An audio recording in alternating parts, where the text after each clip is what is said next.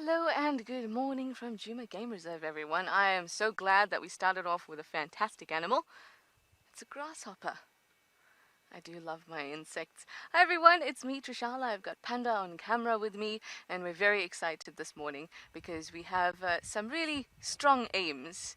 We're thinking that we'd love to see some elephants, and I am on the western side, kind of on the western side of Djuma at the moment. So maybe we'll get lucky with Shadulu, although I haven't picked up on any tracks yet, but that's what's in our minds. And a grasshopper to start us off, not a bad thing. I'm surprised at the amount of insects that I'm seeing all around, considering that usually around this time, as we move into autumn and towards our drier months, you don't see as many, and insects will survive the winter by either not being alive, so having their life cycle end before that, or surviving as a larval stage, or some insects are a little bit more or better suited to being alive during the drier months, and one of those is a grasshopper, or Orthoptera. That's the order that grasshoppers and crickets fall into, insect order, as well as mantids. They seem to do pretty well, even as adults during the winter. He's either going to plop down or he's going to get up and start moving. Okay, well there we go. Option number one.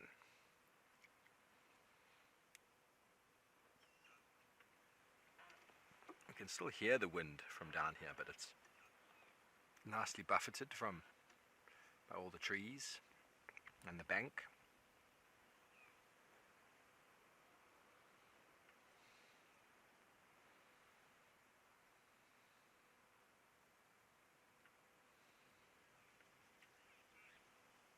And without going to Maribye's Jackberry, we're going to assume that he's probably finished that meal.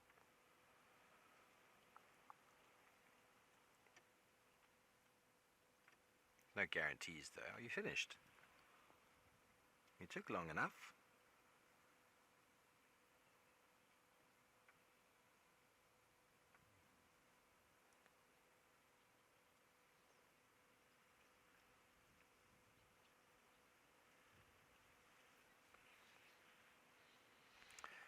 Annette comments, "Hello, beautiful boy."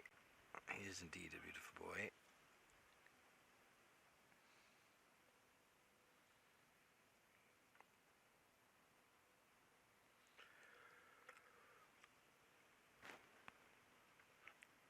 He's thinking about it. No, that's way too much effort.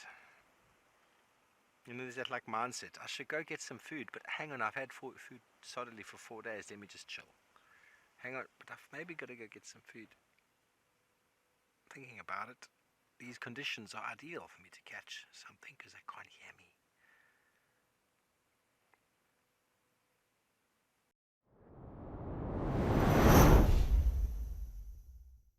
We've seen evidence where they were trying to fight with the buffalo, and look like now they just get time to relax. The buffalo might be not far from the area.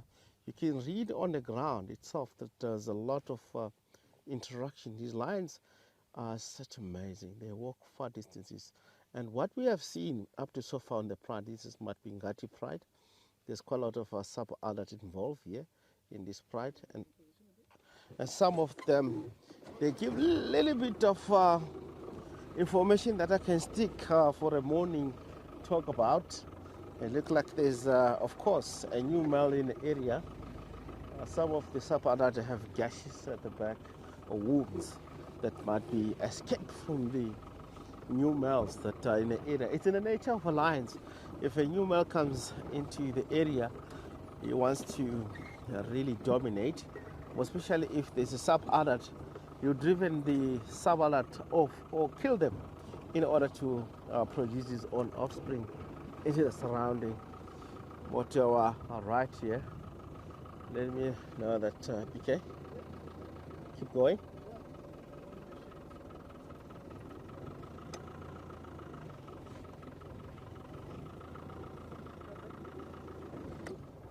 Tian here, thank you so much for joining us, and really we were so excited to see these lions. We were like, maybe we'll find them on the kill because it looks like they come from way north and being with the buffalo.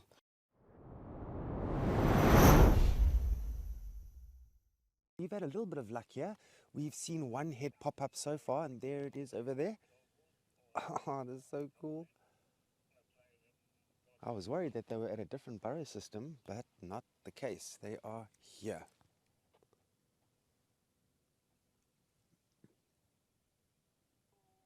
So this is a typical thing that happens with meerkats is the first one, there'll be one that'll just stick its head out, make sure the coast is clear, like that. And then before you know it, they're all just popping their head up. And as soon as the sun gets a bit warmer, they should come out the burrow. Look at that. Brilliant.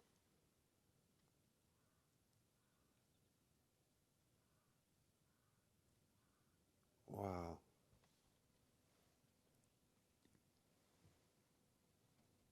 It's very difficult to say what time they will come out the burrow and start to sun themselves because each day comes with its own circumstances. So if it's a very cold morning like it was 3 days ago, they come up late. But if it's a fresh morning and it's nice and calm and the temperature's quite good, then they wake up a little bit earlier. So you can't time these things.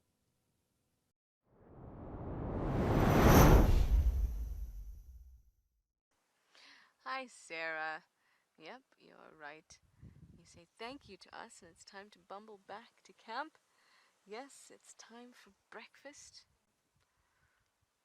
but we'll be back out again in no time. And I'm quite happy because remember I said to you that it's not just about hoping that we find Shadudu, but also about finding clues and any additional information that could help us this afternoon. So I think that this afternoon might be the time that we see her. Whether her cub is with her or not, though, I'm a little unsure because I did go and have a look at the tracks myself, and I'm not sure that they were cub tracks with her. I wasn't 100% convinced. Could be, but the tracks that I saw were really small, as if for a cub that probably she would not move large distances. But either way, we have more information, and we know the block she was possibly in. We had to look around, there were no tracks. And that's good because if we come back this afternoon and we see some tracks, we know there's movement and it can just help us a lot. So this afternoon, I'm quite excited.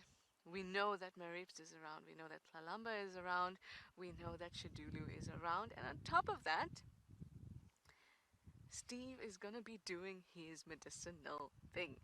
Yes, because it's the beginning of Flora Fest. Anyway, it's time to say goodbye, everyone. Bye for now.